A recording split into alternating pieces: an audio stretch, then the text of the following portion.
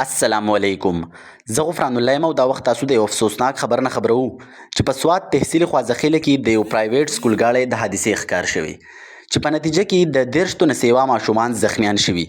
په دغه افسوسناکه پیښه کې یو ماشوم تر اوسه پورې د خپل ژوند ساګانې ورکړې او وفات شوی. د دغه پوره پیښې په اړه باندې به تفصیلات اخلو. دا وخت زموږ سره زموږ همکار او سینیر صحافي هدرل جان په لاین باندې دی. هدرل جان صاحب د دغه پیښې په اړه را سره تفصیلات شریک کړي.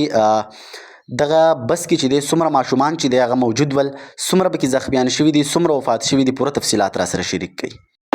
خوازخیله کې یو بده پیښه مخې ته راغلې ده. د اباسین پبلک سکول بس د حادثې ښکار شوی دی. د خوازخیله اصاله پل سره دغه بس چې دی ښکته تللی دی او الټه شوی دی.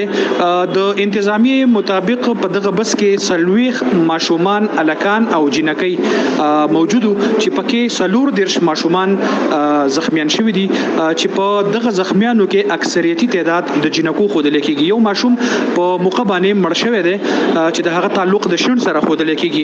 هسپتال کې ایمرجنسي نافذ ده. ریسکیو 1122 ځوانان چې دي هغه چمتو دي. د خوازخیلې مقامي خلک د خدمت لپاره راغلي دي. د سیول ډیفنس سوسایټي د الخدمت ځوانان دغه سي د مختلف تنظیمونو د خوازخیله ویلفیر سوسایټي ملګري ټول راغلي دي خدمت ته ولاړ دي. په دې وخت کې د پرایویټ سکول منیجمنت د سوات ډیر ذمہ داران هسپتال ته هم را رسیدلي دي. د ماشومانو علاج چې دی هغه جاري دی. دغه سکول انتظامیه هم موجود ده. مقامي سیاسي او سماجی خلک هم په هسپتال کې د ماشومانو د خدمت لپاره موجود دي. د 40 زخمی ماشومانو حالات چې دی هغه بهتر ښودل کېږي. البته 15 ماشومان د غوره علاج لپاره سیدو هسپتال ته منتقل شوي دي چې په هغه کې د ماشومانو یا د ملا یا د سر او یا د خپو د مزید علاج لپاره سیدو هسپتال ته منتقل شوي دي. باقي چې کم 10 ماشومان دي دغه علاج په خوازخیله هسپتال کې وشو.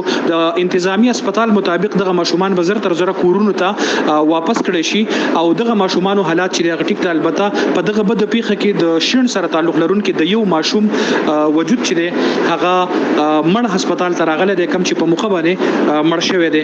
خوازخیله کې ایمرجنسي نافذ د انتظامیه خوازخیله هم های الرټ ته او خلک هم لګیا دي دغه ماشومانو په خدمت کې چې دی مصروف دي. جی صحیح ده. ډیره مننه تاسو ته تفصیل راکول او دغه دعا مو ده چې الله تعالی د نور جاني نقصان چې دی دغه ماشومان چې دی هغه وساتي او د شتو ماشومانو له الله صحت ورکړي او کم ماشوم چې وفات شوی دی هغه دی الله تعالی وبخي او د هغوی کور والته دی الله د زړه صبر نصیب کړي.